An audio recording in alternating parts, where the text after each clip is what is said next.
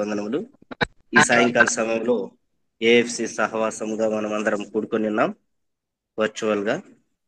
మరి యోనా గ్రంథం 1వ అధ్యాయం 2వ అధ్యాయం మరి మనం ఆల్రెడీ మరి ధ్యానించాము. బైబిల్ స్టడీ మరి నిర్వహించడం జరిగింది. మరి 3వ అధ్యాయాన్ని, యోనా గ్రంథం 3వ అధ్యాయాన్ని ఈవేళ మనము చూసుకుందాం. 10 వచనాలు ఉన్నాయి ఇందులో. ఈ 10 వచనాలు కూడా మనము 8 మంది ఉన్నాము. మరి అందరం కూడా ఒక్కొక్క వచనం చదువుతూ 10 వచనాలను చదువుదాం. ఆ తర్వాత మనం బైబిల్ స్టడీని కలిగి ఉంటాం. చదివిన తర్వాత మనం ఒక ప్రార్థన చేసుకొని మనం బైబిల్ స్టడీలోకి వెళ్దాం. మొదటిగా నేనే చదువుతున్నాను మొదటి వచనాన్ని. సిద్ధంగా ఉండాలని మనవి. అంతటా యెహోవా వాక్కు రెండవ మారు యోనాకు ప్రత్యక్షమై సెలవిచ్చినదేమనగా, Get up and go to the great city of Nineveh and deliver the message చదవండి బ్రదర్. I have. రెండవ వచనం. అన్నా చదువుతున్నానన్నా. Okay brother. Get up and go to the great city of Nineveh and deliver the message I have given to you. కాబట్టి కాబట్టి యోనా లేచి యెహోవా సెలవిచ్చిన ఆజ్ఞ ప్రకారము నినివే పట్టణమునకు పోయెను. నినివే పట్టణము దేవుని దృష్టికి గొప్పదై 3 దినములు ప్రయాణమంతా పరిమాణము గల పట్టణము. యోనా ఆ పట్టణంలో ఒక దిన ప్రయాణమంత దూరం సంచరించుచు ఇక 40 దినములకు నీనెవె పట్టణము నాశనమగునని ప్రకటన చేయగా. 5వ వచనం. నినెవె పట్టణపు వారు దేవుని యందు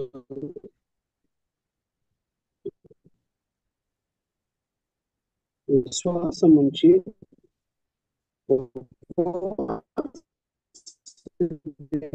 చాటించుకొని లేని అల్పులేని అందరూ గోనె పట్ట కట్టుకునేది.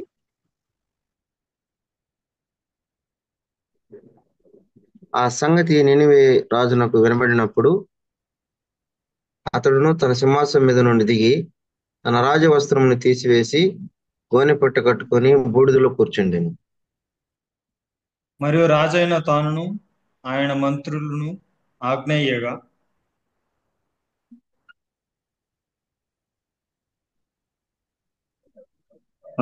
నెక్స్ట్ వచనం, 8వ వచనం బ్రదర్. ఒకవేళ దేవుడు మనసు త్రిప్పుకొని పశ్చాత్తాపుడి మనము లయము కాకుండా తన కోపాగ్ని చల్లార్చుకుని గనుక మనుషులు ఏది పుచ్చుకొనకూడదు. పశువులు గాని, ఎద్దులు గాని, గొర్రెలు గాని మేత మేయకూడదు, నీళ్లు త్రాగకూడదు. ఓకే, 9వ వచనం బ్రదర్.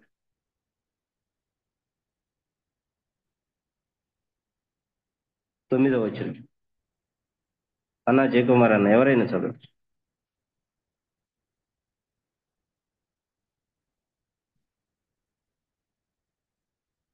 9వ వచనం. మనుషులందరూ తమ దుర్మార్గములను విడిచి తాము చేయు బలాత్కారము మానివేయలేను. మనుషులేమి పశువులేమి సమస్తమును గోనెపట్ట కట్టుకొనవలేను. జనులు మనపూర్వముగా దేవుని వేడుకొనవలెనని దూతలు నినివే పట్టణములో సాటించి ప్రకటన చేసిరి. చదవండి.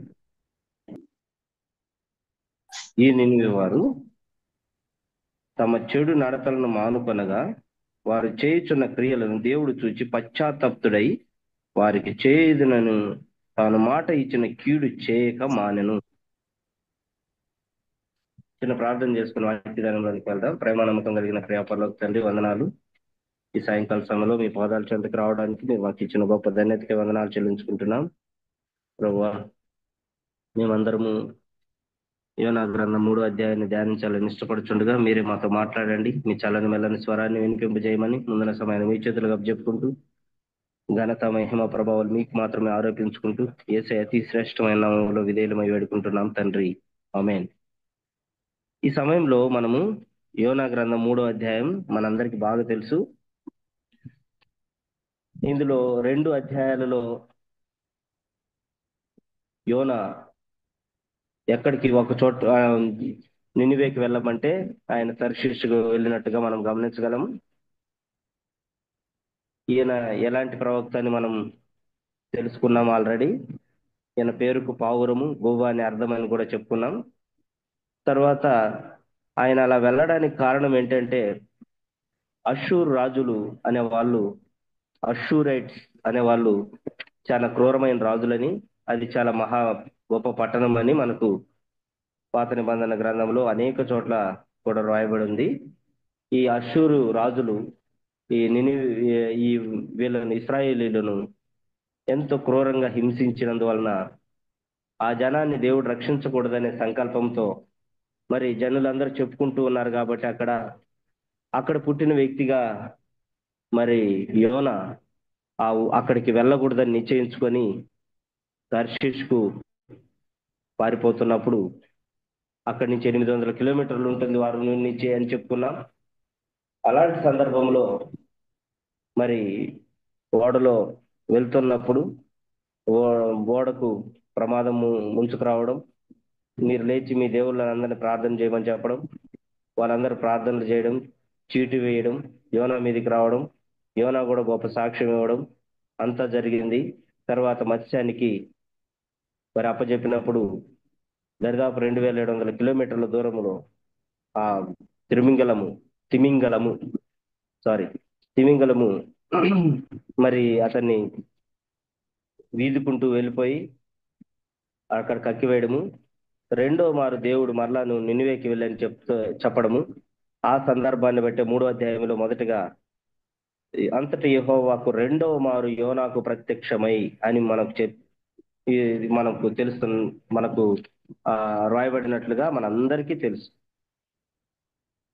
మనందరం బాగా చదువుకున్న వాళ్ళమే, మనం వాక్యం అందరికి తెలిసిన వాళ్ళమే. కానీ దేవుని సన్నిధిలో, దేవుని మరి వెలుగు నీడలో మనము మన వాక్యం బైబిల్ను పరిశీలన చేద్దాం.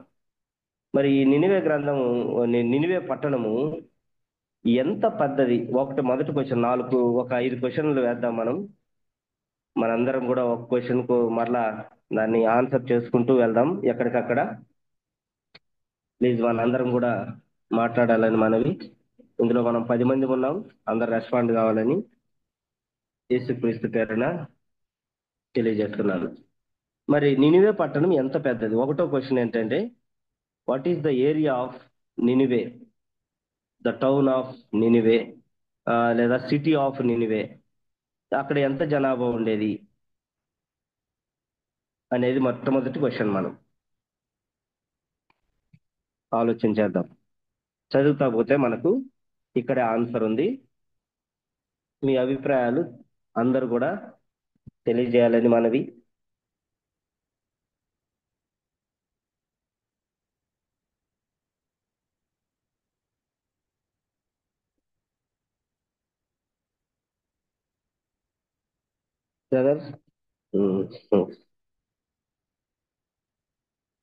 Please respond anything share.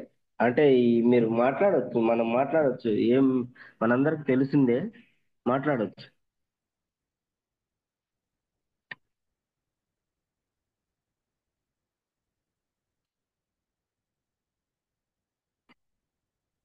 అంటే ఒక పెద్ద సిటీ అన్న. అంటే ఈ రోజుల్లో మనం maybe city like Hyderabad, Delhi, Bengaluru, Chennai, అటువంటి పెద్ద సిటీ. అంటే అప్పట్లో నడకగా చేసేవాళ్ళు కదా. అవును బ్రదర్. మరి 3 రోజులు అంటే మరి నడుచుకుంటా అట్లా ప్రయాణం చేసి చూడాల్సి వస్తే 3 days పట్టిద్ది అని చెప్పి అంటున్నాడు. ఓకే. లాస్ట్లో నంబర్ కూడా ఇచ్చినట్టున్నారు కదా, ఎంతమంది ఉన్నారు అక్కడ అనేటువంటిది. 1,20,000 మంది అన్నారు. కుడి ఎడములు ఎరుగని జనాంగము అన్నాడు. అవునన్నా.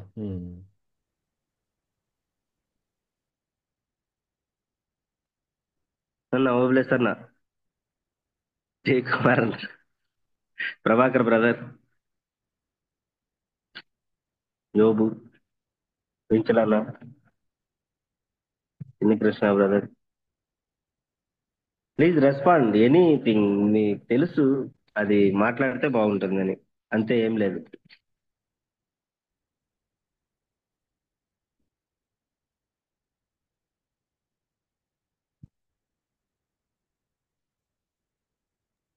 హలో తమ్ముడు, good evening all of you. అన్న వెరీ గుడ్ ఈవినింగ్ అన్న. ఇది దేవుడు యోనాకి పని పురమాయించేటప్పుడు అన్న నీనివే మహాపురం అని గాని లేకపోతే పెద్ద పట్టణం అని గాని ఉందా? మెన్షన్ ఉందన్న, చేసిందా? ఎక్కడ ఉంది? ఉందన్న. నినివే పట్టణము దేవుని దృష్టి గొప్పదై అని ఉందన్న. గొప్పదై ఉంది. ఇప్పుడు ఫస్ట్ 3వ అధ్యాయంలో, తర్వాత ఇంగ్లీష్ లో గ్రేట్ సిటీ అని కూడా ఉందన్న. ఫస్ట్ అధ్యాయం ఫస్ట్ వచనంలో కూడా నీనివే మెన్షన్ చేసినప్పుడు అన్న నీనివేకి ఇళ్ళమని చెప్పి ఉందా? నీనివే మహాపురం ఉందా?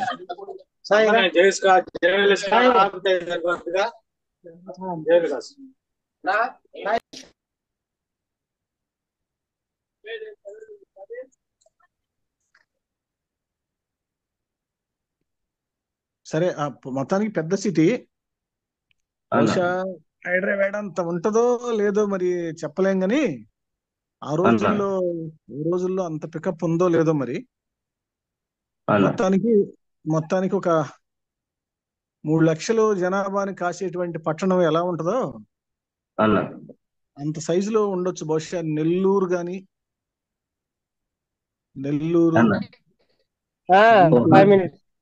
గుంటూరు, ఒంగోలు అంత ఉంటదేమో బహుశా. జనాభా కూడా కుడి ఎడమ తెలియని జనాభా అని చెప్పి అంటే వాళ్ళు చిన్నపిల్లలు ఇంకా పెద్దవాళ్ళ సంఖ్య తీసుకోలేదు అని చెప్పి ఒక చోట చెప్తారు కొంతమంది. కాబట్టి ఒక 3 లక్షల పైన ఉంటదేమో జనాభా ఆ రోజుల్లో. Above 3 lakhs, 3 to 5 lakhs maybe. పెద్ద పట్టణం, అది చిన్నదేం కాదు. అది దేవుడు కూడా దాన్ని మహాపట్నం అన్నాడంటే చిన్న విషయం ఏం కాదు. అది ఆ రోజుల్లో నాగరికత పరిడవిల్లినటువంటి దినాల్లో సిటీ మాత్రం చాలా పెద్దది. ఎందుకంటే కమర్షియల్ ఏరియా కాబట్టి అది సెంట్రల్ ప్లేస్. అది కొన్ని ఖండాలని, యూరోప్ ఖండం వాళ్ళు, ఆసియా ఖండం వాళ్ళు వచ్చి బిజినెస్ చేసుకోవడానికి మంచి సెంట్రల్ ప్లేస్, పశ్చిమాసియా సెంట్రల్ ప్లేస్ అది. కాబట్టి it's a big city I think. అది తమ్ముడు. ఓకే, థ్యాంక్ యూ అన్న, thank you, good information. Next ఇంకెవరైనా బ్రదర్?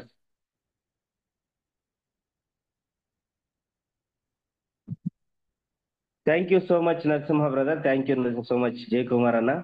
మరి నినివే పట్టణం విస్తీర్ణము మామూలుగా ఇది చూస్తే ఇది ప్రపంచ చరిత్రలో ఉంది. ఈ పట్టణం అష్షూరైట్స్ అనే వాళ్ళు ఉన్నారు ఆ రోజుల్లో. ఆ కింగ్ అష్షూరియులు అని మన తెలుగులో ఉంది. ఈ అష్షూర్ కింగ్డమ్ కే అది రాజధానిగా ఉన్నది. అప్పుడు క్యాపిటల్ సిటీ ఆఫ్ అష్షూరైట్స్ అన్నమాట ఇది. ఈ అష్షూరు రాజులు అనేవాళ్ళు చాలా క్రూరమైన వాళ్ళు, ఇశ్రాయేలీలను బాగా హింసించిన వాళ్ళు. అసలు ప్రెగ్నెంట్ ఉమెన్ ఉంటే, ప్రెగ్నెన్సీలు అంటే గర్భవతులు ఎవరైతే ఉంటే వాళ్ళ కడుపులు చించి అవి ఆ పిండాలను కూడా శిక్షించే అంత క్రూరత్వం కలిగిన వాళ్ళు. కాబట్టి యోనా అక్కడికి వెళ్ళేదానికి ఇష్టపడలేదు. యాక్చువల్ గా మనం చూస్తే ఈ నినివే పట్టణం అనేది చాలా పెద్ద పట్టణం, 100 కిలోమీటర్ల పైగా ఉంది. 100 కిలోమీటర్లు అంటే 3 దినములంత ప్రయాణము. ఒక మనిషి యావరేజ్ గా ఒక రోజులో 1 గంటకు 5 కిలోమీటర్లు నడిచినా కానీ, 5 కిలోమీటర్లు గంట కంటే కష్టమే. మరి 3 దినముల ప్రయాణం అంటే ఆ రోజుల్లో మరి నరసింహ చెప్పినట్లుగా నడిచిపోయినా కానీ మరి 100 కిలోమీటర్లు ఉంటుందంట అని బైబిల్ పండితుల అభిప్రాయం. 2 to 3 lakhs అంటే అన్న చెప్పినట్లుగా కుడి ఎడమలు ఎరుగని జనాంగం అంటే చిన్నపిల్లలే కాబట్టి మరి వాళ్ళ ఫాదర్ మదర్ వేసుకున్నా కాబట్టి కానీ 1,20,000 మంది ఇంటూ 2 వేసుకున్నా కానీ 2 to 3 lakhs అబవ్ మాత్రం ఆ పట్టణం ఉండేది అని అంచనా. మరి బైబిల్లో ఈ నినివే పట్టణం గురించి 8 గ్రంథాల్లో రాయబడింది, 8 బుక్కులలో రాయబడింది, 20 వచనాల కంటే ఎక్కువగా రాయబడింది. అది మొట్టమొదటిగా ఆదికాండము 10వ అధ్యాయం 11వ వచనంలో ఆ దేశంలో నుండి అష్షూరుకు బయలుదేరి వెళ్ళి నినివేను, రహబోతీరును, కాలాహును అని రాసి ఉన్నారు ఆ పట్టణం గురించి. 10వ అధ్యాయం అదే ఆదికాండం 10వ అధ్యాయం 12వ వచనంలో నినివేకును కాలాహుకును మధ్యనున్న రెజీనను కట్టించను. రెజీన్ అనేది పట్టణం, ఇది మహాపట్టణం, ఇదే ఆ మహాపట్టణము. ఆ రోజు రెజీన్ అనే పట్టణమే ఈ నినివే పట్టణం అని కూడా ఒక ప్రతీతి. తర్వాత 2వ రాజుల గ్రంథంలో అషూర్ రాజు అయిన సన్హెరీబు తిరిగిపోయి నినివే పట్టణంకు పోయినట్లుగా మనం చూడగలం 2వ రాజుల గ్రంథంలో. అదేవిధంగా యెషయా గ్రంథంలో కూడా అషూర్ రాజు అయిన సన్హెరీబు తిరిగిపోయి నినివే పట్టణంలోకి వచ్చి నివసించిన తర్వాత అని కూడా రాయబడింది. తర్వాత ఇది అనేక చోట్ల నహుము అనే చోట కూడా, నహుము గ్రంథంలో కూడా మనకు నినివేను గూర్చిన దేవోక్తి ఎల్కోషు వాడకు నహుమునకు కలిగిన దర్శనమును వివరించు గ్రంథము. కట్టబడినప్పటి నుండి నినివే పట్టణము నీటి కొలను వలె ఉండిను, దాని జనులు పారిపోవచ్చున్నారు అని నహుము గ్రంథంలో కూడా రాయబడింది.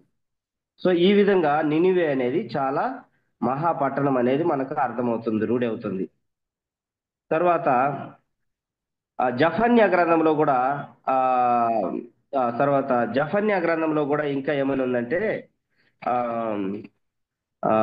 2వ అధ్యాయం 13వ వచనంలో ఆయన ఉత్తర దేశం మీద తన హస్తము చాపి అష్షూరు దేశంలోకి నాశనం చేయును, నినివే పట్టణమును పాడు చేసి దాన్ని ఆరిపోయిన ఎడారి వలె చేయును అని జఫన్యా గ్రంథంలో కూడా రాయబడింది.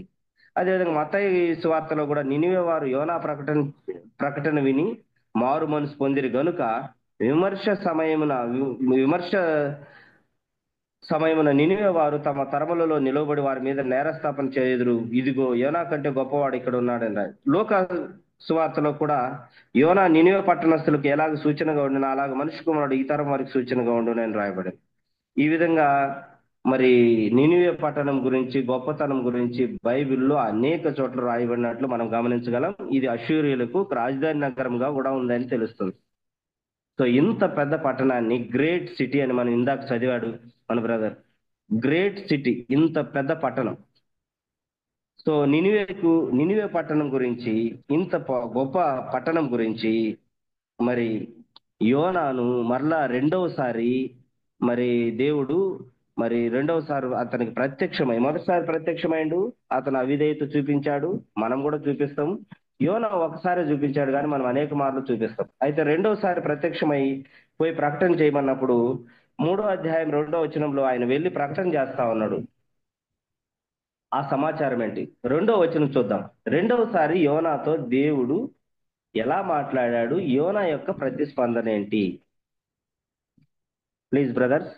రెండవ ప్రశ్న ఏంటంటే రెండవసారి యోనాతో దేవుడు ఎలా మాట్లాడాడు, అసలు యోనా ప్రతిస్పందన ఏంటి?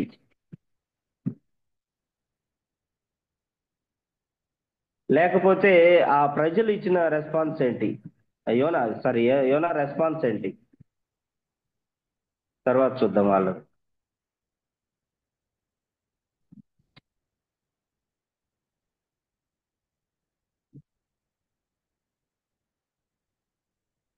బ్రదర్ వింటున్నారా? ఉన్నారా లైన్ లో? అవునవునన్నా మాటలు ఎస్ అన్నా. బ్రదర్ ఓబులేస్ అన్న, అందరూ పెంచులన్నా అన్న అన్న అన్న క్వశ్చన్ ఏంటంటే రెండవసారి యోనాతో దేవుడు ఎలా మాట్లాడాడు, యోనా ప్రతిస్పందన ఏంటి?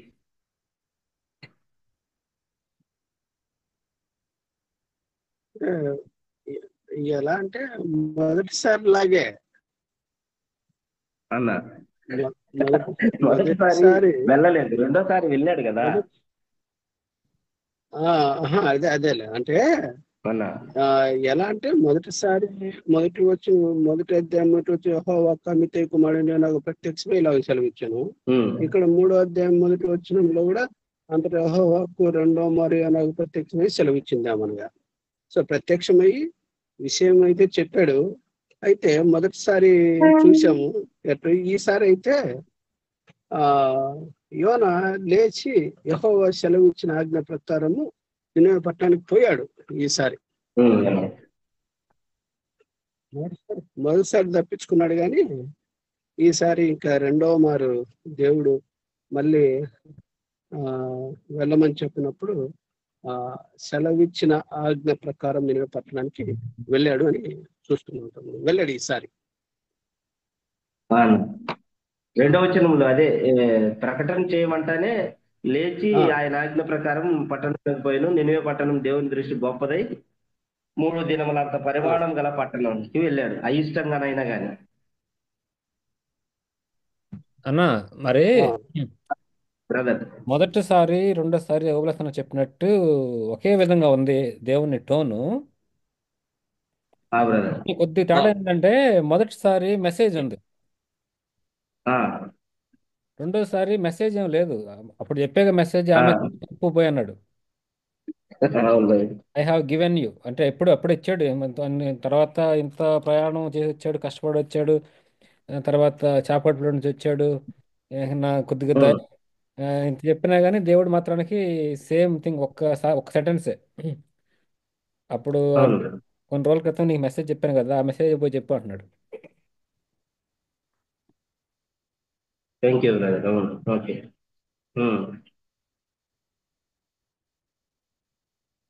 సరే. ఇంకెవరైనా షేర్ చేస్తారా? ఇంకంతేనా? అంటే ఆయన అయిష్టంగానైనా వెళ్ళాడు, అది కదా.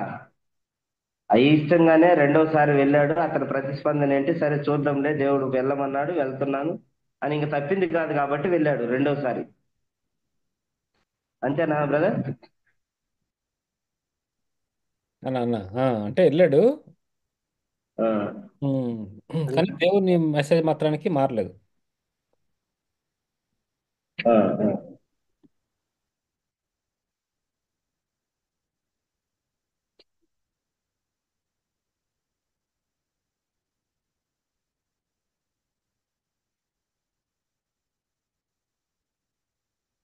సో అదనమాట రెండో క్వశ్చన్.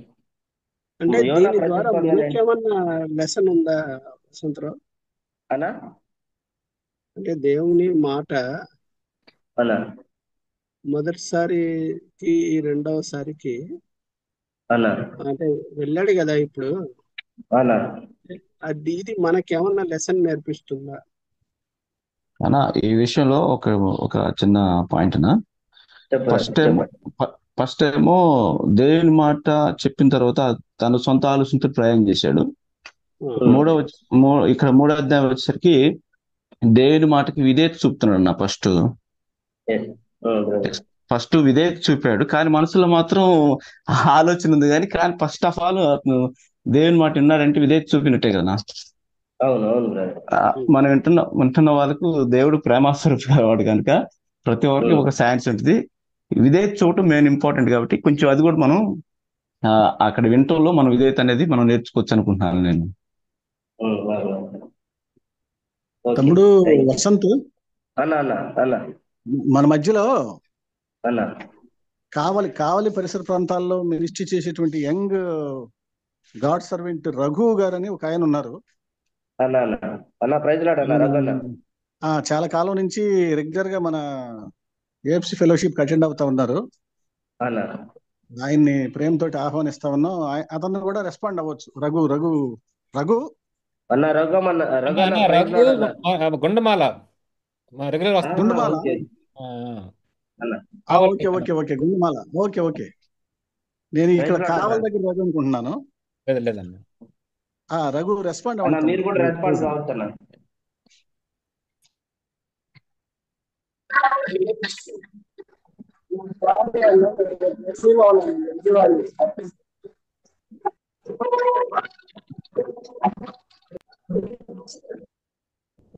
ఓకే,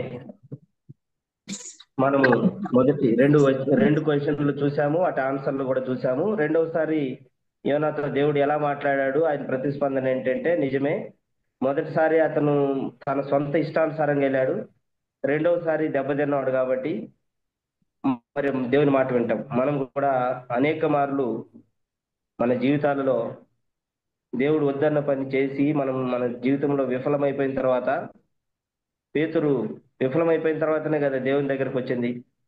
ఆ రోజు రాత్రంతా శ్రమపడి ప్రయాసపడి మరి చేపలు పడితే అక్కడికి వెళ్ళి ఇక్కడే నువ్వు వల అంటే దేవుడు మరి పేతురు అంటాడు, నేను ఇక్కడే పట్టాను, నేను ఇక్కడే రాత్రి అంతా వల వేసాము కానీ ఏం పడలేదు అన్నప్పుడు, కానీ నా మాట చొప్పున వేయమన్నప్పుడు మరి వేసినప్పుడు అక్కడ 153 రకాల చేపలు పడినట్లుగా మనం గమనించగలం. అలాగనే రెండవసారి యోన దేవుడు వెళ్ళమని ప్రకటన చేయమన్నప్పుడు ప్రకటన చేస్తుండు. ఒక రోజు మాత్రమే ప్రకటన చేసినట్లుగా మనం చూడగలం అక్కడ. ఒక రోజు ప్రకటన చేసి అంటే ఒక దిన ప్రయాణం అంతా చేసి ఆ తర్వాత ప్రకటన చేస్తాడు. అంటే 3 రోజులు ఉన్న ప్రయాణంలో ఇక్కడ 4వ వచనంలో ఆ మాట రాయబడి ఉంది. యోనా ఆ పట్టణంలో ఒక దిన ప్రయాణం అంత దూరం సంచరించుచు ఇక 40 దినములకు నినివే పట్టణం నాశనమగునని ప్రకటన చేయగా. సో ఇలాగా చేశాడు. సరే, మనము మూడో వచనం మూడో క్వశ్చన్ కు వెళ్ళక ముందు ఇక్కడ నేను కొంచెం వివరణ ఇవ్వాలని అనుకుంటున్నాను. 40 దినాలు వాటి గురించి వచ్చింది కాబట్టి సరే, తర్వాత మనం ఈ క్వశ్చన్ అయిన తర్వాతనే ప్లాన్ ఆఫ్ యాక్షన్ అన్న తర్వాతనే మనం చేద్దాం. రెండో క్వశ్చన్ ఏంటంటే రెండోసారి దేవుడు యోనాతో ఎలా మాట్లాడాడు, యోనా ప్రతిస్పందన ఏంటి? సరే, అయిష్టంగానైనా కానీ వెళ్ళి ప్రకటన చేశాడు. ఆ సందేశం ఏంటి? మరి 40 దినాలకు మరి ఈ నినివే పట్టణం దేవుడు మరి నాశనం చేయబోతున్నాడు మీరు అని ప్రకటన చేస్తాడు. ఆ ప్రకటన ప్రజలంతా వింటారు.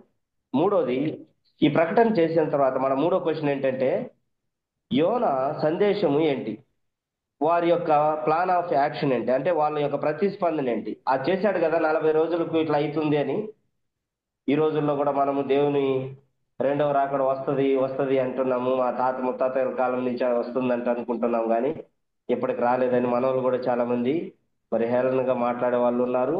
కొంతమంది దాన్ని తేలిగ్గా తీసి పారేసే వాళ్ళు ఉన్నారు. ఆ రోజుల్లో కూడా మరి అట్లా అనుకో ఉండొచ్చు కదా. యోనా వెళ్ళి ప్రకటన చేస్తున్నాడు. ఒక దినమంత ప్రయాణం వెళ్ళి ప్రకటన చేసేసరికి మరి వాళ్ళ ప్లాన్ ఆఫ్ యాక్షన్ ఏంటి, లేదా వాళ్ళ ప్రతిస్పందన ఏమిటి?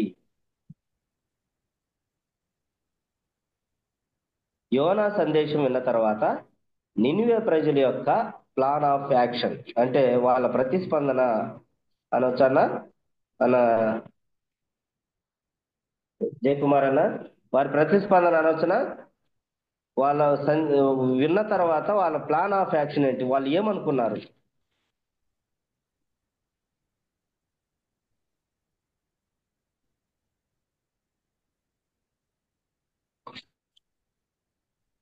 వినిపిస్తుందా బ్రదర్? ఉన్నారా లైన్లో? నేను డైరెక్ట్ గా నేను చెప్పుకుంటా పోతే అది ఇప్పుడు 20 నిమిషాల్లో అయిపోతుంది, 6 గంటలకంతా అయిపోతుంది. అయినా నేను ఒక్కనే చెప్తే మరి మీ అందరూ కూడా తెలిసిన వాళ్ళే, మీకు కూడా ఆ తలంపులు ఉంటాయి. దేవుడు మీ తలంపుల ద్వారా కూడా నాతో మాట్లాడతారు, మనందరితో మాట్లాడతారు. అందుకనే మనం ఇన్నిసార్లు మరి అడగాల్సి వస్తుంది. Please respond brothers.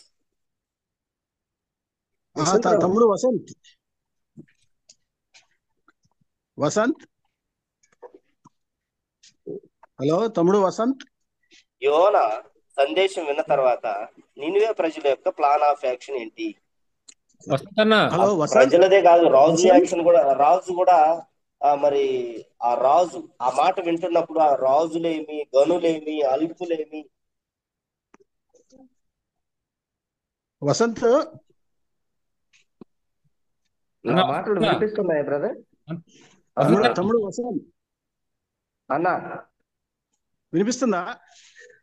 నా మాటలు వినిపిస్తున్నాయి అన్న. అవునన్న, మీ మాటలు వినిపిస్తున్నాయి అన్న నాకు. నేను మీరు పిలిచేటప్పుడు నేను అన్మ్యూట్ చేసుకుని కొంచెం బయట బకెట్ పడదామని వెళ్ళాను. Sorry okay. ఏమని అడిగారు? నన్ను ఏమన్నారు? నేను ఏమని అడిగానంటే మూడో క్వశ్చన్ కన్నా యోనా సందేశం ఇచ్చాడు, మెసేజ్ చేశాడు కదా, నినివే ప్రజలకు ప్రకటన చేశాడు కదా. ఆ తర్వాత ఆ ప్రజల యొక్క ఆ రాజు యొక్క ప్రతిస్పందన ఏమిటి? వాళ్ళు పాజిటివ్ గా అర్థం చేసుకున్నారు తమ్ముడు. అన్న రెండవది ఏంటంటే వాళ్ళు జరిగేటువంటి భయంకరమైన పరిస్థితిని ముందే ఊహించారు. మరి వాళ్ళు దేవుడి మీద నమ్మకం ఉండి ఊహించారో, లేకపోతే వాళ్ళకి ఏదైనా ఉగ్రత వస్తుందని వాళ్ళు భయపడి ఊహించారు, కానీ మొత్తానికి రెస్పాండ్ అయ్యారు. దేవుని మాటకి పాజిటివ్ గా రెస్పాండ్ అయ్యారు. రెస్పాండ్ అయ్యి వాళ్ళ దేశాన్ని అంతా కూడా చైతన్యం చేశారు. వాళ్ళు అలర్ట్ చేసి పడేసినట్టు, కర్ఫ్యూ లాగా లాక్డౌన్ పెట్టినట్టు అనిపిస్తా ఉంది.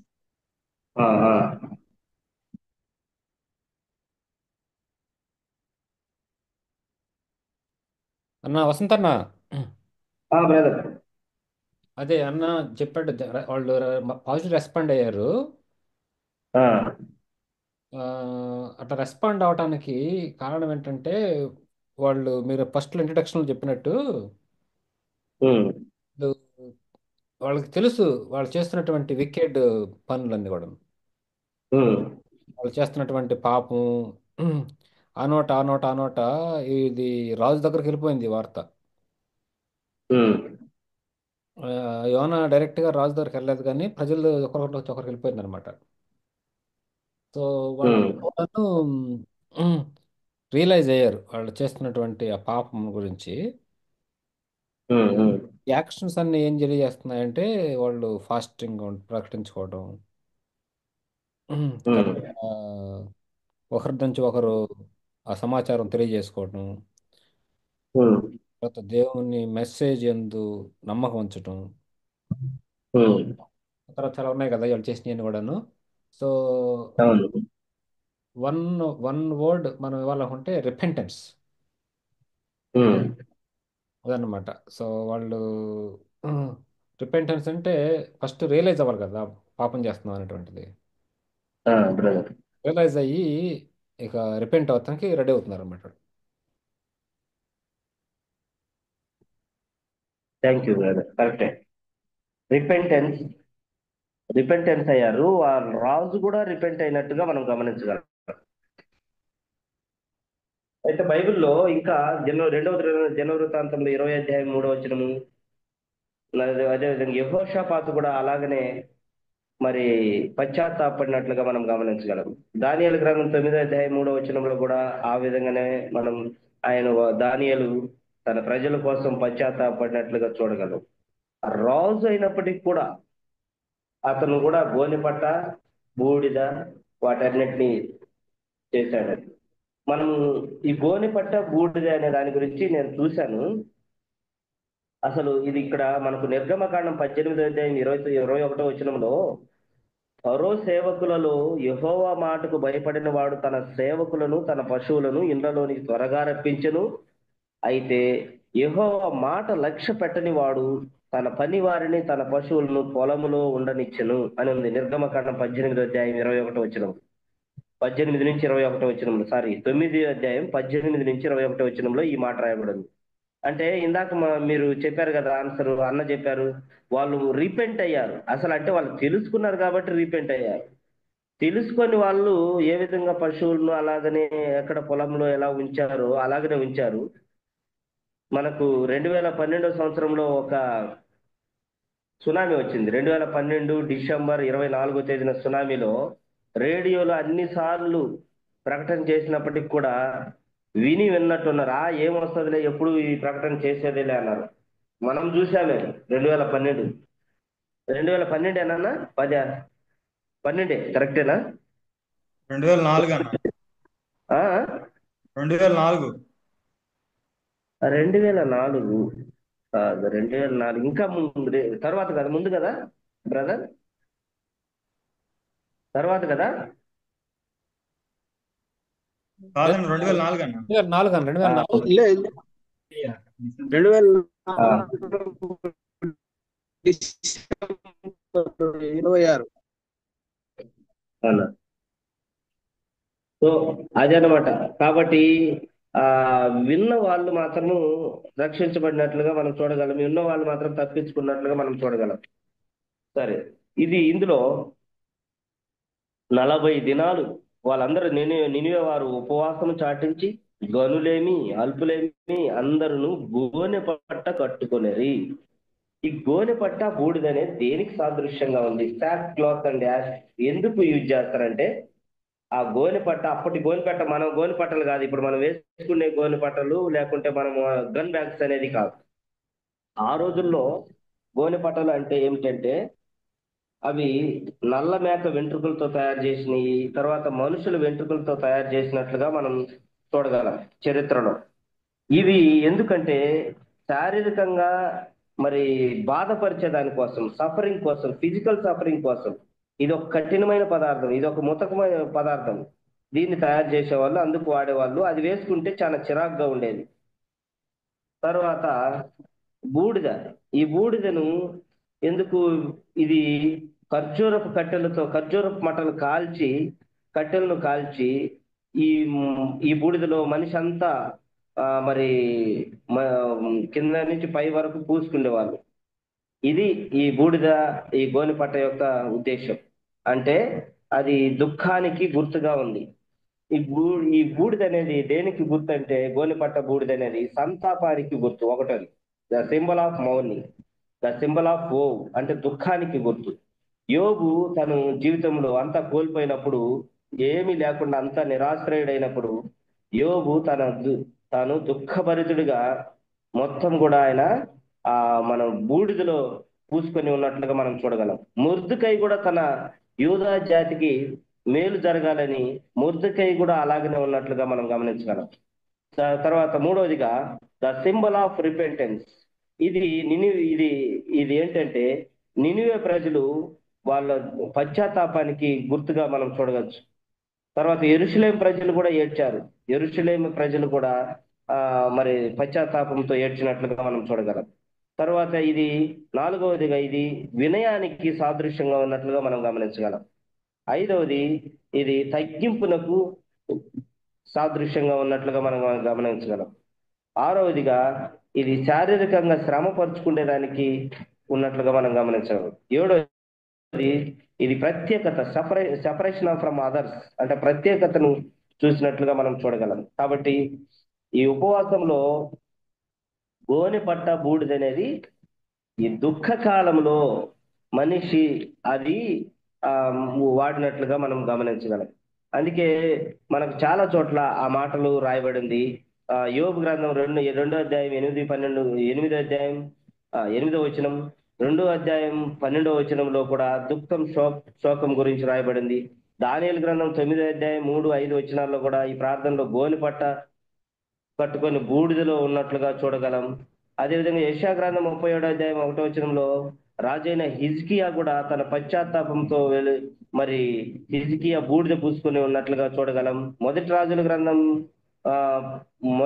గ్రంథంలో 2వ రాజుల గ్రంథంలో కూడా మనం ఈ బూడిదను వాళ్ళు మరి సంతాపానికి వాడినట్లుగా మనం గుర్తించగలం. యోవేలు గ్రంథంలో కూడా 1వ అధ్యాయం 13వ వచనంలో యాజకులు యెరూషలేము పెద్దలు కూడా ఆ విధంగా చూడగలం. అదేవిధంగా ప్రకటన గ్రంథం 11వ అధ్యాయం 3వ వచనంలో ఇద్దరు సాక్షులు 1260 రోజులు ప్రవచించి అది వాళ్ళు గోనెపట్ట కట్టుకొని బూడిదలో ఉండి ప్రవచించినట్లుగా కూడా మనం గమనించగలం. కాబట్టి మనం ఉపవాసం ఇప్పుడు 40 రోజులు ఉంటున్నాం. ఈ 40 రోజులు ఉపవాసం ఉండి మరి పైకి కనిపించే భక్తి కాదు అది మరి 40 రోజులు ఉపవాసం ఉండి సక్రమంగా ఉండకపోతే, దేవునికి ఇష్టమైనది లేకపోతే మరి అది వేషధారణ అవుతుందని మత్తయి సువార్త 6వ అధ్యాయం 15వ వచనంలో కూడా రాయబడింది. కాబట్టి ఇంత గోనెపట్ట బూడిదను వారు ధరించుకున్నారు. ఇక్కడ ఒక మాట చదివేటప్పుడు నాకైతే అసలు నాకు గూస్ ఫామ్స్ వస్తున్నాయి. ఏమంటే ఎట్లంటే ఆ సంగతి నినివే రాజునకు వినబడినప్పుడు అతడును తన సింహాసనం మీద నుండి దిగి తన రాజవస్త్రములు తీసివేసి గోనెపట్ట కట్టుకొని బూడిదలో కూర్చుండెను. మరి అద్భుతాలు చేసినప్పుడు సీమోను పేతురు గారడివాడని ఒక ఆయన ఉన్నాడు. అద్భుతాలు చేసినప్పుడు ఈయన దేవుడని చాలా మంది పొగిడారు. అదేవిధంగా ఫరో ఎదుట మోషే అద్భుతాలు చేశారు, మరి గారడివారు అద్భుతాలు చేశారు. అయినప్పటికీ కూడా మరి ఫరో రాజు యొక్క హృదయము కఠినతరం చేస్తాడు దేవుడు. మరి ఆయన కూడా కఠినతరంగా తయారవుతాడు. అయితే ఇక్కడ ఈ రాజు ఒక ప్రత్యేకత ఏంటంటే, ఆయన విన్న వెంటనే ఒకరోజే ప్రకటన చేశాడు యోనా గారు. ఆ సంగతి నినివే ప్రజలకు వినబడినప్పుడు అతడు తన సింహాసనం నుండి దిగి, చూడండి ఇక్కడ పశ్చాత్తాపం, నిజమైన పశ్చాత్తాపం. మనం 4వ క్వశ్చన్ కూడా మనం చూస్తున్నాం. నిజమైన పశ్చాత్తాపం అంటే ఏమిటి అది మనం చూడాలి. నిజమైన పశ్చాత్తాపం అంటే ఇది. ఇక్కడ మనకు ఆన్సర్ ఉంది, మీరే చెప్పండి. నిజమైన పశ్చాత్తాపం బైబిల్లో ఇంకా ఎవరెవరు పడ్డారు? 4వ క్వశ్చన్ ప్లీజ్ అన్నలు. యోనా ప్రకటన చేసిన తర్వాత వీళ్ళందరూ చాలా పశ్చాత్తాపడ్డారు. మనం గోనెపట్ట బూడిద అసలు దాని ఏ సాదృశ్యంగా చూసుకున్నాం. అయితే ఇంకా ఎవరు అది విన్న తర్వాత ఇంకా ఎవరు వారు పశ్చాత్తాపడ్డారు? బైబిల్లో చాలా మంది మనకు పబ్లికన్ అండ్ అది చాలా మనకు తెలిసిన ఫెమిలియర్ అన్నమాట. పబ్లికన్ అండ్ పారసీ, పరిసయ్యుడు సుంకరి కదా. నేను ఇట్లా చెప్తా పోతే ప్రసంగం అవుతుంది. ప్లీజ్ దయచేసి రెస్పాండ్ కండి ప్లీజ్. 4వ క్వశ్చన్ ఏంటంటే, నిజమైన పశ్చాత్తాపం అంటే ఏమిటి? What is the real repentance?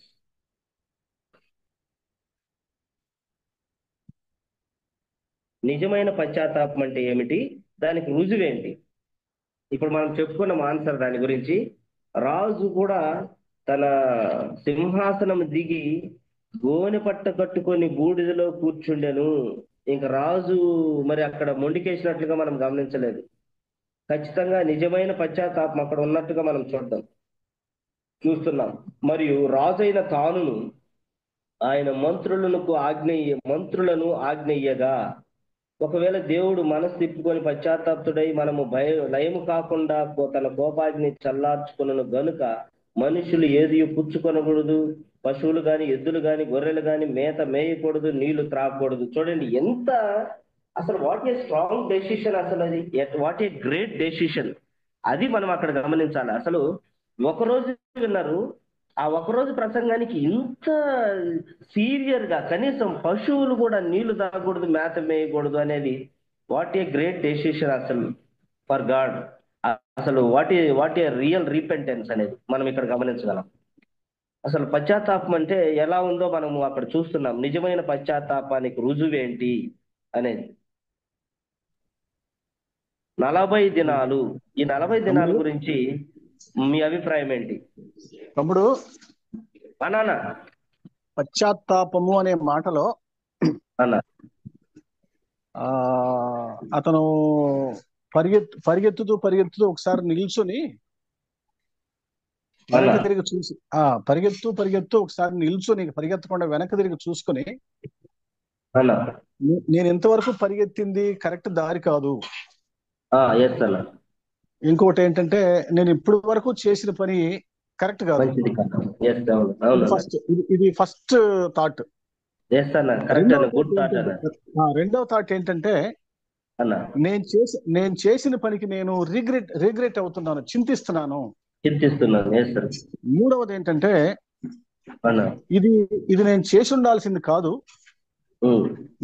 మళ్ళీ ఇటువంటిది నా ద్వారా జరగబోదు అని చెప్తూ, 4వది దీనికి పైన క్యాప్షన్ ఏం పెట్టొచ్చు అంటే, ఎవరి దగ్గర దీన్ని ఒప్పుకోవాలో వాళ్ళ దగ్గర ఒప్పుకొని సాష్టాంగపడి, అయ్యా నేను చేసిన దానికి నాకు శిక్ష రావాలి, కానీ నన్ను క్షమించమని అడుగుతూ ఉన్నాను, నేను సంతాపం పొందుతున్నాను, నేను చాలా తప్పిపోయిన కుమారుడు, ఇక నీ కుమారుడు నన్ను అనిపించుకోవడానికి యోగ్యుడు కాదు అంటాడు కదా. నువ్వు క్షమిస్తావని చెప్పి నేను అనుకుంటున్నా, కానీ నువ్వు క్షమించడానికి కూడా నేను అర్హుడిని కాదు అని చెప్తూ తన మనసులో రియల్ గా కన్విక్ట్ అయ్యే విషయాన్ని మనం పశ్చాత్తాపం అని చెప్పి అంటాం. పరితాపం వేరు, పశ్చాత్తాపం వేరు. ఈ పశ్చాత్తాపం అనేది మనసులో నుంచి రాదు, బాటమ్ ఆఫ్ ద హార్ట్ లో నుంచి వస్తుంది అది. సో అప్పుడు మనిషి చేసేటువంటి పనులు, తర్వాత దాని కథలు అన్ని ఆపేసి ఒక్కసారి ఒక సర్కిల్లో నిలబడి వెనక ముందు ఎగాదిగా అంతరంగాల్లో చూసుకుని తను చేసిన పని మంచిది కాదు అని చెప్పి డీప్ గా దాని గురించి బాధపడటం అనేది పశ్చాత్తాపం అనుకుంటున్నాను నేను. ఓబులేస్ అన్న రెస్పాండ్ అయితే కరెక్ట్ ఆన్సర్ వస్తుంది అనుకుంటున్నాను నేను.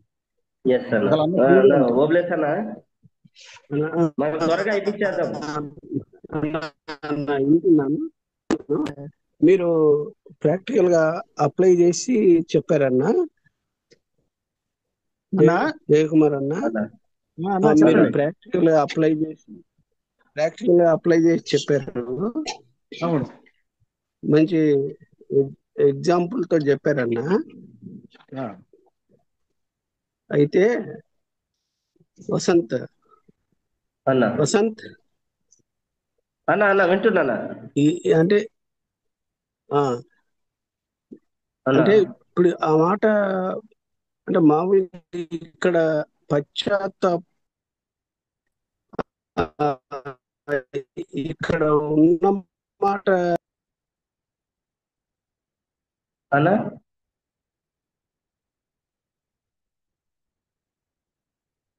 అవునన్న, గోనె పట్ట కట్టుకొని బూడిదలో కూర్చుండెను.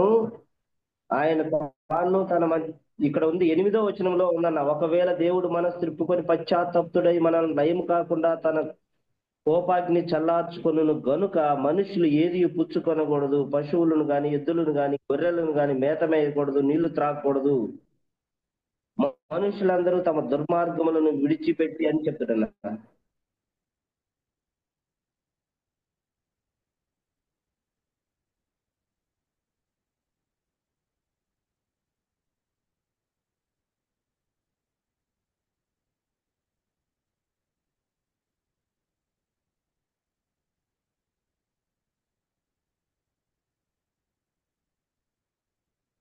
ఓబ్లేస్ అన్న, మీరు మాట్లాడుతున్నారు కానీ ఇది వాయిస్ క్లారిటీ రావట్లేదన్న.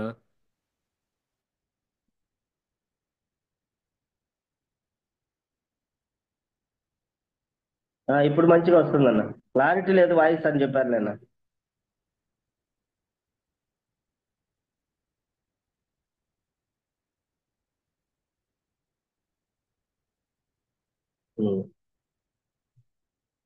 అవునండి.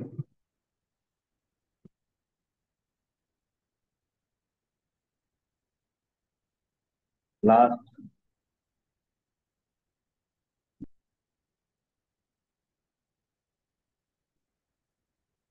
వార్. Yes sir.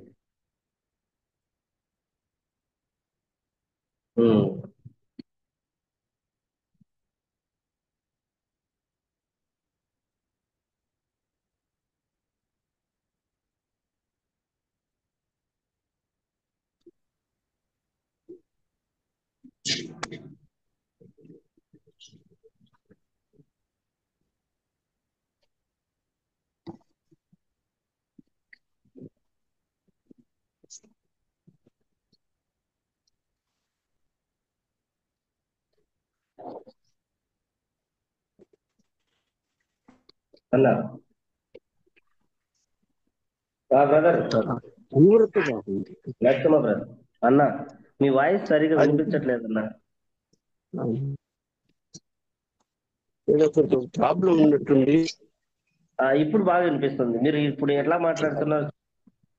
అదే అంటే దేవుణ్ణే పశ్చాత్తాపుడు అయ్యేటట్టు చేసేంత పశ్చాత్తాపం వాళ్ళు చెందారు అని చెప్పదలుచుకున్నాను తమ్ముడు. ఓకే అన్న, ఓకే అన్న. పెంచిలన్న ఏదో చెప్తున్నారు అన్న.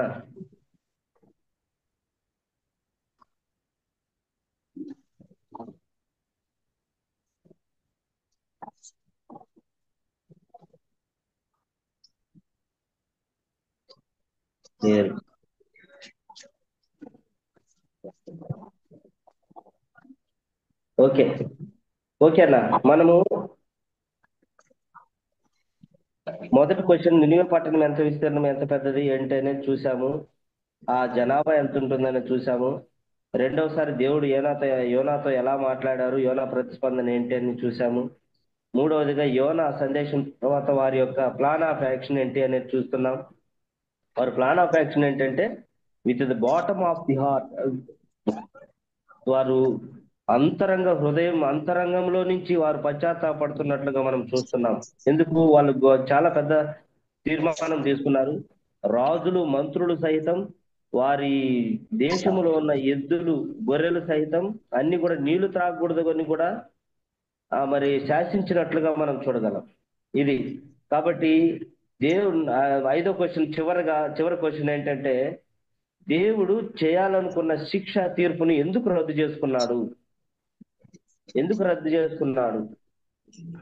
దేవుడు మరి వాళ్ళను శిక్షించాలనుకున్నాడు కదా, ఎందుకు రద్దు చేసుకున్నాడు? ఆయన యొక్క గుణలక్షణం ఏంటి అసలు?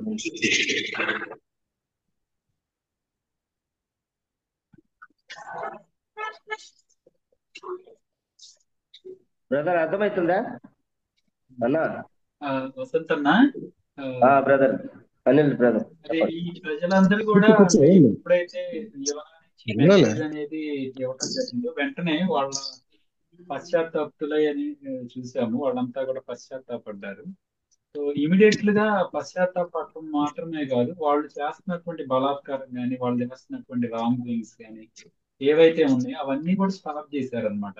అంటే అన్ని దినాలు గోనె పట్టు కట్టుకున్నారు, ఉపవాసం ఉన్నారు, వాటితో పాటు ఏవైతే వాళ్ళు చేస్తా వచ్చిన ఉన్నాయో అవన్నీ కూడా మానేశారని చెప్పి ఇక్కడ క్లియర్ గా రాసింది. దానివలన దేవుడు వారి మీదకి రావాల్సినటువంటి కీడు రానియకుండా ఆపాడనేది మనం ఒకటి చూడొచ్చు అన్నమాట.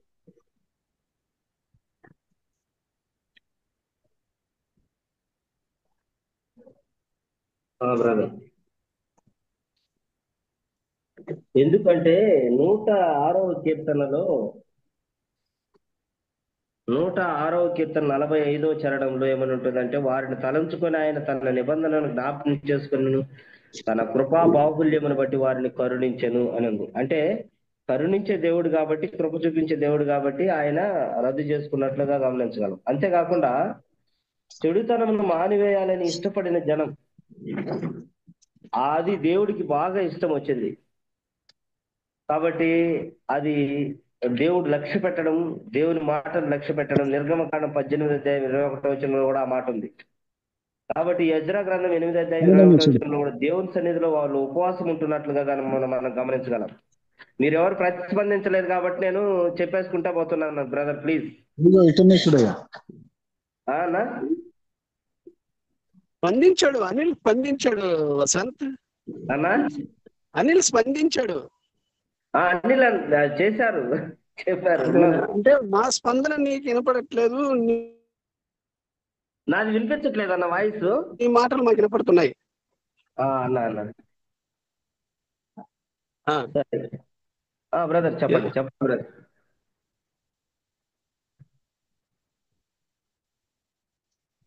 అనిల్ బ్రదర్ మాట్లాడుతున్నారు, చెప్పండి బ్రదర్. అదే అన్న, మీరు చెప్పిన పాయింటే అన్న.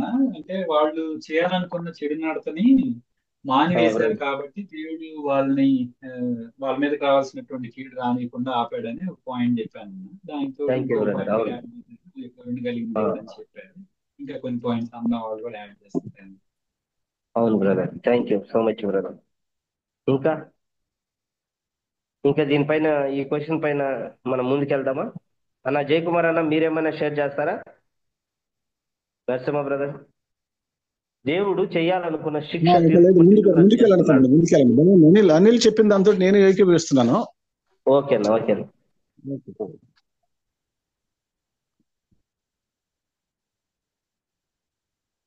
ఓకేనా. ఇందులో ఇది మేజర్ గా ఏంటంటే, చెడుతనం మానివేయాలని ఇష్టపడుతున్న జనం, రాజు మంత్రులతో సహా, వారి పశువులు సహా వారు చాలా గ్రేట్ డెసిషన్ తీసుకున్నట్లు చూస్తున్నాం. కాబట్టి ఆయన లక్ష్య పెట్టే వాళ్ళను దేవుడు ఆయన కరుణించే దేవుడని మనం కీర్తన గ్రంథంలో ఆయన కృపా బాహుల్యం ఉందని మరి మనం చూస్తున్నాం. అదేవిధంగా నిర్గమకాండం 18:21 కూడా దేవుని మాటను లక్ష్య పెట్టారు కాబట్టి, ఎజ్రా గ్రంథం 8:21 దేవుని సన్నిధిలో వాళ్ళు ఉపవాసం ఉన్నారు కాబట్టి, ఇర్మియా గ్రంథం 31-34 వచనంలో కూడా అదే ఉంది. అదేవిధంగా మనము విశ్వాసమును బట్టి మరి వాళ్ళ విశ్వాసాన్ని దేవుడు గణపరిచినట్లుగా మనం గమనించగలం. వారి నిజమైన పశ్చాత్తాపం వలన వారు రక్షణలోకి రాగలిగేటట్లు చూస్తున్నాం మనం. ఇక్కడ 40 దినాలు అనే దానికి చాలా ప్రత్యేకత ఉంది.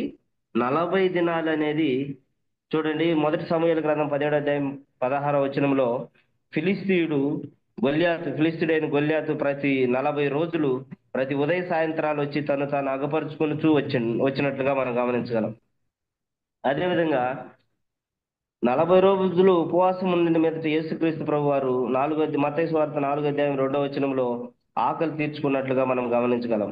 అదేవిధంగా మార్కు సువార్త 1:13 ఆయన సాతాను చేత శోధించబడిన తర్వాత ఆయన మరి అరణ్యములో ఉండినట్లుగా, ఆ తర్వాత దేవదూతలు ఆయనకు పరిచర్య చేసినట్లుగా మనం చూడగలం. ఆ తర్వాత యేసు ప్రభు వారు లూకా సువార్త 4:1 వచనంలో ఆయన పరిశుద్ధాత్మ పూర్ణుడైన తర్వాత యోర్దాన్ నుండి తిరిగి వచ్చిన 40 దినాలు ఆత్మచేత అరణ్యంలో నడిపించబడినట్లుగా మనం చూడగలం. అదేవిధంగా మోషే అరణ్యంలో 40 దినాలు దేవునితో ఉన్నట్లుగా మనం చూడగలం. ఆ తర్వాత నినివే వారు మారు మనసు పొందేదానికి, అది మారు మనసు పొందే ఈ తరం వారిలో నిలబడి ఉన్నారు అని వారి మీద నేరస్థాపన చేసేది యోనా గ్రంథంలో కూడా రాయబడింది. 40 రోజుల్లో భూమిని మొత్తం కూడా ఆ ఈ మరి 40 రోజుల్లో భూమిని ముంచెత్తినట్లుగా కూడా మనం చూడగలం. అదేవిధంగా నోవాహు ఓడ 40 దినాలు అదే చూస్తున్నాం. తర్వాత ఇంకా ఏలియా ప్రయాణంలో 40 రోజులు ఆయన ఉపవాసం ఉండి మరి భోజనం చేసి తర్వాత తను మరి బలాన్ని పుంజుకొని మరలా వెళ్తున్నట్లుగా కూడా మనం గమనించగలం. ఈ 40 రోజులు యెహెజ్కేలు తను ఎడం వైపు మరి 390 రోజులు 40 రోజులు కుడివైపు 390 రోజులు ఎడం వైపు అని ఉండాలని దేవుడు తనకు చెప్పినట్లుగా చూడగలం. కాబట్టి యేసుక్రీస్తు సాతాను చేత మరి శోధించబడింది కూడా 40 రోజులని మనం చూడగలం. కాబట్టి ఈ విధంగా 40 దినాలకు చాలా ప్రాముఖ్యత మనం బైబిల్లో మనం గమనించగలం. యేసు ప్రభు వారు కూడా మరి 40 రోజులు పునరుత్థానం తర్వాత మనకు కనిపించినట్లుగా కూడా మనం గమనించగలం. ఈ విధంగా మరి 40 దినాలు మరి గోనె పట్టకు ఇంత ప్రాముఖ్యత ఉంటున్నట్టుగా మనం చూడగలం. ఆ నినివే ప్రజలు ఎంతో పశ్చాత్తాపడినట్టుగా మనం గమనించగలం. అయితే మరి మన ప్రతిస్పందన ఏంటి? మనం ఎలా ఉంటున్నాం? ఇక్కడ యోనా నుంచి యోనా మనకు నేర్పే పాఠం ఏంటి? ఇది లాస్ట్ గా మనం అప్లికేషన్ పార్ట్ లో మనం చెప్పుకొని ముగించుకున్నాం. మన అప్లికేషన్ పార్ట్ ఏంటి? యోనా ఒకసారి తప్పిపోయాడు, కానీ మన జీవితాల్లో మనం అనేక మార్లు తప్పిపోతున్నామా లేదా? అది మనము సరి చేసుకోవాల్సిన అంశం, మరి మనము గమనించాల్సిన అంశం. కాబట్టి సాయంకాల సమయంలో యోనా గ్రంథంలో నుంచి మనము 5 క్వశ్చన్లు మనం చూసుకున్నాం, వాటికి ఆన్సర్లు కూడా మనం చూసుకున్నాం.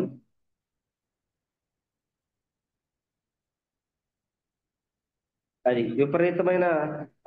విపరీతమైన సంతాపము పశ్చాత్తాపం వచ్చినప్పుడు మరి ఏసేపు కోసం తన తండ్రి కూడా దుఃఖంతో మరి తన వస్త్రాన్ని సంతాపం సూచకంగా గోనె పట్ట కట్టుకొని తన కోసం ఏడ్చినట్లుగా కూడా మనం చూడగలం. ఆ విధంగా నినివే ప్రజలు మరి దేవుని సన్నిధిలో నిజమైన పశ్చాత్తాపం పొందినప్పుడు దేవుడు తమకు రావాల్సిన శిక్షను కూడా దేవుడు రద్దు చేశాడు. నినివే ప్రజలకు రావాల్సిన శిక్ష నుంచి తప్పించాడు. మరి మన పాత్ర ఏంటి? మనం కూడా దేవుని దగ్గర పశ్చాత్తాపడినప్పుడు మనకు రావాల్సిన శిక్ష యావత్తును ఆయన తీసివేశాడు. నిజమైన పశ్చాత్తాపం అంటే మరి జయకుమార్ అన్న చెప్పినట్లుగా ముందుకు పరిగెడుతున్న వ్యక్తి ఆగి ఏంటో అసలు నేను వెనక్కి చూడటం. అంటే ఆ విధంగా ఒకప్పుడు మనం పాపంలో శాపంలో పనికిరాని స్థితిలో ఉంటున్న మనకు నిజమైన దేవుడు మనల్ని దర్శించి మన మైండ్, మనం attitude, change our attitude, change our mind, change our heart అన్ని కూడా మరి మార్చి వేసిన దేవుడు. అదే నిజమైన రక్షణ. కాబట్టి రియల్ రీపెంటెన్స్ అనేది అదనమాట. చేంజ్ ఇంటూ ఏ క్రైస్ట్ బ్లడ్. కాబట్టి చేంజ్ ఇంటూ జీసస్ ఇమేజ్. కాబట్టి యేసుక్రీస్తు స్వరూపంలోకి మనల్ని మార్చగలిగేటట్టు చేసింది నిజమైన పశ్చాత్తాపం. కాబట్టి యోనా ఈ 3వ అధ్యాయంలో మనం గమనించినట్లయితే మొదటి నుంచి తను నినివేకి ప్రకటన చేస్తాడు. ప్రకటన చేసిన వెంటనే ప్రజలందరూ పశ్చాత్తాపడతారు, మారు మనసు పొందుతారు. వారు తమ హృదయాలను దేవుని దగ్గర కుమ్మరించుకొని వారు పశ్చాత్తాపడినట్లుగా మనం గమనించగలం. దేవుడు కృపా సంపన్నుడు కాబట్టి, కృపా బాహుల్యం కలిగిన వాడు కాబట్టి, ఆయన సత్యము సమాధానమును కృపను సత్యమును కలిగిన వాడు కాబట్టి వారిని క్షమించి మరలా తిరిగి వారిని రక్షించినట్లుగా మనం గమనించగలం. ఈ అవకాశం ఇచ్చిన ఏఎఫ్సి వారి కుటుంబ సభ్యులందరికీ యేసుక్రీస్తు నామములో శుభాభివందనాలు తెలుపుకుంటూ ఇంతటితో మనం ముగించుకుంటాం. Thank you so much.